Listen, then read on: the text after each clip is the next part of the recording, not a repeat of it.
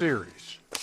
So Houston, advantages in points in the paint, fast break points, second chance points, points off turnovers, rebounding. Yet they're down 3-1. They have not been able to shoot the ball well outside of Game 4, and they're trying to stay alive tonight in L.A. So which means everything you read doesn't matter. They're down 3-1. This is about the Lakers. Same thing I'm going to say I said about Donovan and James. It's a must-win for the Lakers. You got to close out. Charles and I think to believe that they don't win this game, they cannot win in Houston. There will be a Game 7. The Lakers have to take advantage of what's going on in Houston. A lot of stuff internally going on. Harden's not playing. He's not there. These guys are wounded. They're down. You got to take advantage. I mean, Durant's not playing. That's right. Durant's not playing. You're home. The others should be playing well. They took their routes. They went through their routines. It ain't no excuses tonight. We need to get it done tonight so we can move on. Pops to get a couple of days rest. And, Pops to get our other two guys back. I'm not even going to talk about Houston because it's all about the Lake Show tonight. Might be Austin Reeves in there, too, for the first time. He's still on the injury report, but there are reports that he's wanting to play tonight in Game 5. And look, without Reeves, without Luka, still the 3-1 lead and a chance tonight, Chet. Yeah, I would have, if I was a betting guy, I would have bet a lot. He is. Yeah, I would have thought that the Lakers would lose Game 4. You're asking LeBron James to play at such a high level for so many games.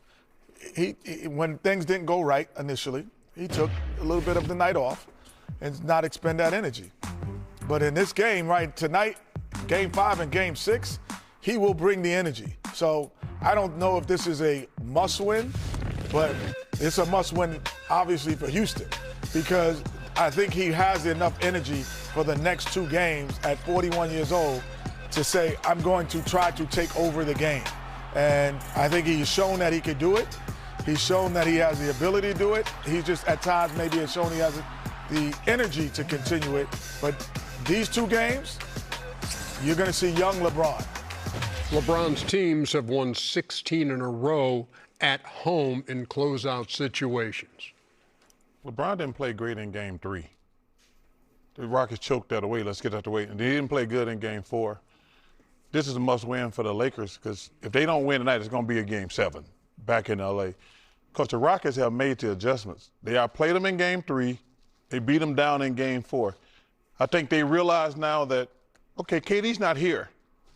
So now Emi can put us like, this is the team we got. They don't have to worry about Kevin Durant anymore. So they outplayed them in Game 3 and choked. They stumped them down in Game 4. So now I think their confidence is through the roof. So if they don't win tonight, they're not going to win Game 6. And I disagree with Kenny. LeBron, as great as he is, his numbers are going down, which tells me he's starting to get tired because he has to do so much. But I think he's a great enough player. He realized, like, I better put all my eggs in this one basket tonight. That's just my personal opinion. Your guy, Jabari Smith, hear what he said? What did he say? He said, we're obviously the better team. I think I don't think you can say they're the better team without KD. I think they're evenly matched. I do think they're evenly matched. If you put these 2 teams right now, you're like, this is a pick'em series. I think that they got caught off guard by KD not being there in Game 1 because they didn't find out before the game he was going to play, and LeBron controlled the game. Game 2, the Lakers played well again. Kennard played great. Marcus played great. But in Game 3, yeah, they were the better team. In Game 4, they were definitely the better team. So I think this is a must-win for the Lakers, in my opinion. Yeah, we see what, like Luke Kennard, for instance, who started out on fire in this series and then went 1 for 9 in Houston. That's because the Rockets have made the adjustment.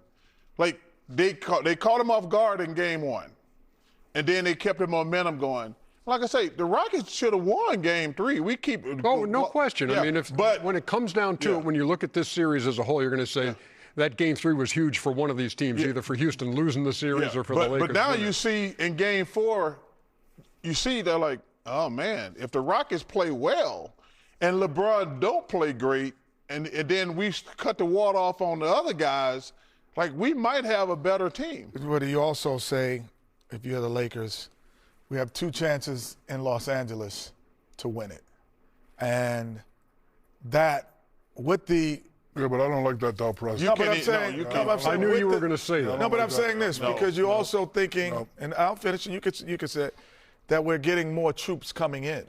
So we're going to get better as the series go on. We're not going to get tired. We're going to get better. So there's a confidence that you would have in Game 5 that you wouldn't feel that pressure other than just let's go win this I game. used to love when the coaches, Phil Jackson, Pat Riley, would come in the locker room and write no excuses on the board. You guys are home. You guys went through your routine. We had a couple days off. It ain't no excuses. You know what you got to do, big fella. Luke, you're going to be wide open. I need you to knock those shots down. Bron's going to draw and kick. Everybody needs to play well. It ain't no excuses. We need to get it done tonight. You know, we can't be saying, oh, if we don't get it done tonight, we can go there, and if we lose there, then the Game 7's at our house. No. I when guys come back from injuries, they're not ready.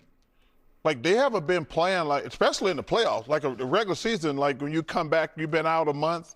You're like, It's been 4 weeks for Reeves if he comes back. and I tonight. says now you factor in the playoff level intensity. You don't just come out there and say, okay, I'm back to being all-star Austin Reeves.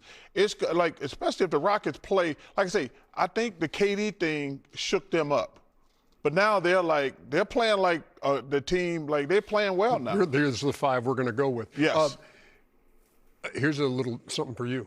All 5 starters scored at least 15 points in Game 4 for the Rockets. For the first time since 1997 in a playoff game. Wow. You were on that team. Who else was in the starting 5 back in 1997 as you all scored at least 15 points in a playoff game? I was playing for the Rockets. Yeah. Hakeem, Yeah. Clyde Drexler, Right. Yourself. myself, obviously, I know it. Matt Maloney. Yes. Yeah. That was my spot. And Y'all would have won the series if I was there. once hit Danny Ainge in the face with a ball. Mario There Elliott. you go. Hey, and I'm going to go to my grave lying about this situation. That was Go to that lion, okay. Oh, I'm sorry. That was an accident. Danny Ainge did not mean to hit Mario Elliott in the head with that ball. Yes, he did. I'm going to go Google to it. my, I'm going to go to my deathbed Google telling that. that lie. The scorer with 24 in this series. He is also Steve Nash's godson. And he's been kind enough to join us. R.J. Barrett, thank you very much. Good luck tonight in Game 5. Thank you. Appreciate you guys. I appreciate you, too. And his aunt used to do Shaq's homework at LSU, she said. He told us during the break. He said that y'all went to school together. Well, and you she knew her. ran, That means, and that she ran track. but that means if he knew her, she helped him. In This guy's got 700 degrees. Nobody's Yeah. doing his homework Listen, for him. Getting They one all more next honorary, month. though. Oh, Chuck, Yeah, you all honorary. No, they're not. smack you right now. Yeah, you didn't Not all graduate. You, honorary. you never marched. You never marched. You didn't I'm march. graduating next month. Okay. How about that? Yeah. He, and- and, about and that? he asked you to walk with him. Dummy. Yeah, you know dummy. what? I would walk with him, but I don't want to. Because you don't have a degree either. He ain't walk either. Oh, I don't have a degree. Okay, but Nothing I everybody do is walk. honorary. I went back to school a couple. But who else? But who All else? right, I'll tell you, everybody who worked for me got them. Okay, there it is. Always good to get a rise out of the studio audience when we're doing this job here.